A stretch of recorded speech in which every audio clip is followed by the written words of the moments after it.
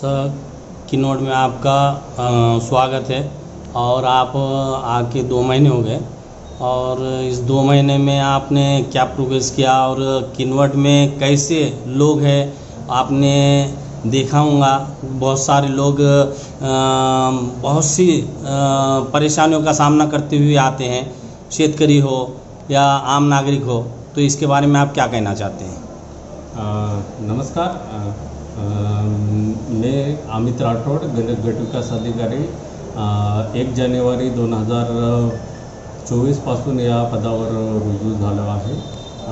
माझं मूळ प्रभार उपमुख्य कार्यकारी अधिकारी रोहिओ जिल्हा परिषद नांदेड इथं आहे। ते सांभाळून हे प्रभार माननीय सीओ मॅडमच्या आदेशाने देण्यात आलेला आहे। मला जवळपास 40 दिवस या ठिकाणी कार्यभार करण्याची संधी मिळालेली आहे। आपण जे प्रश्न विचारला आहे त्याच्या अनुषंगाने मागील 1 महिन्याच्या कालावधीमध्ये आम्ही जवळपास 600 विहिरींना मान्यता दिलेली आहे, जे की प्रलंबित होते। बरेच लोकांच्या माझ्याकडे तक्रारी प्राप्त व्हायचे की आमची सिंचन विहिरीची कामं होत नाही। तो आम्ही प्राधान्याने पूर्ण करण्यासाठी जवळपास 600 विहिरींना प्राधान्याने हे घेतलेलं आहे। त्यानंतर आम्ही नरेगा योजनेचं कसं शेतकऱ्याला समृद्ध करता येईल या दृष्टीने पूर्ण प्रयत्न करत आहोत। आमचा पूर्ण कृती आराखडा गावनिहाय तयार होतो आहे।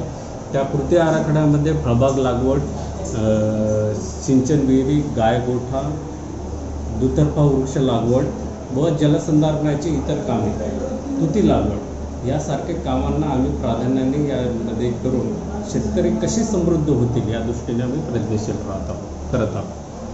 सर, यहाँ पर बहुत से लोगों की समस्या ये है कि बहुत सारे लोग ये कह रहे हैं कि ग्राम पंचायत में जो ग्राम सेवक है ये बरोबर रहते नहीं, 1 दिन 2 दिन गैर हाजिर रहते और अप डाउन करते हैं। तो उनकी जो समस्या है, परेशानी है, उनकी परेशानी दूर नहीं होती। तो इसके बारे में क्या कहना चाहते हैं? ग्रामपंचायतच्या ग्रामसेवकाबाबत मान्य सीओ मॅडमने एक क्रांतिकारी निर्णय घेतलेला आहे। सगळ्या ग्रामपंचायतीनं आता त्यांची उपस्थिती QR कोड मार्फत होणार आहे।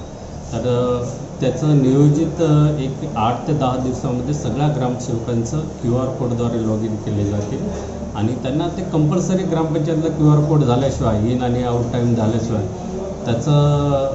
त्यांची हजेरी लागणार नाही।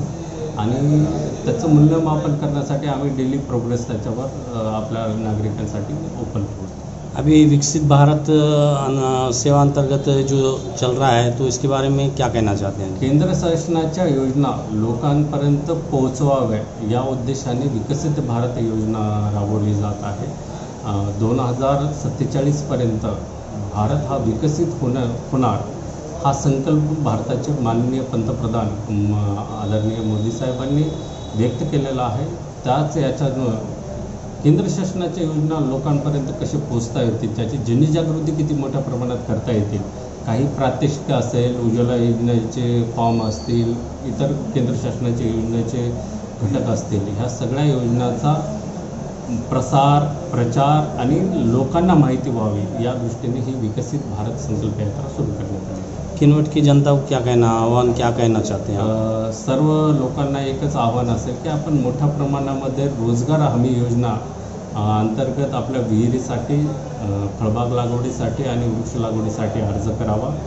जर आपल्याला मास्टर मिळत नसेल तर मी जिल्हा परिषदवरून रोहिओ विभागामार्फत एक टोल फ्री क्रमांक सुरू केलेला आहे। तो टोल फ्री क्रमांकावर आपण आपली मजुरी नोंदवू शकता। त्या पद्धतीने आपल्याला मी जिल्हा परिषदच्या वतीने पूर्णपणे हमी देतो की आपलं त्या ठिकाणी मास्टरमध्ये समाविष्ट करून आपल्याला रोजगार उपलब्ध करून देण्यात येईल। घरकुल योजना के तहत क्या बोलना चाहते हैं आप? घरकुल योजना जो चालू है अभी, घरकुल योजना अंतर्गत बऱ्याच योजना आहे, काही राज्य शासनाच्या योजना आहे, काही केंद्र शासनाच्या योजना आहे। जसं की केंद्र शासनाच्या योजनामध्ये पंतप्रधान आवास योजना आणि राज्य शासनाच्या योजनामध्ये शबरी आवास योजना, रमाई आवास योजना, मोदी आवास योजना। आता नुकताच झालेली मोदी आवास योजना अंतर्गत सुरुवातीला राज्य शासनामार्फत देण्यात येणारे OBC सर्टिफिकेट हे सगळे पात्र ठरवण्यात आले होते। परंतु 30 जानेवारी 2024 मध्ये याच्यामध्ये बदल करून विमुक्त जाती आणि भटक्या जमाती या संवर्गातील सर्व लाभार्थ्यांना मोदी आवास योजनेअंतर्गत लाभ देण्याबाबत गव्हर्नमेंटने निर्णय घेतलेला आहे। त्या अंतर्गत या मोदी आवास योजनेअंतर्गत किनवट तालुक्याला 2323 उद्दिष्ट प्राप्त झालेलं होतं। सगळ्यांच्या मंजुरी आता मिळालेल्या आहे। 15 तारखेपर्यंत माननीय पंतप्रधान महोदयांच्या हस्ते सगळ्यांना पहिला हप्ता एकाच दिवशी वितरित करण्याचा आमचा मानस आहे। धन्यवाद सर। धन्यवाद।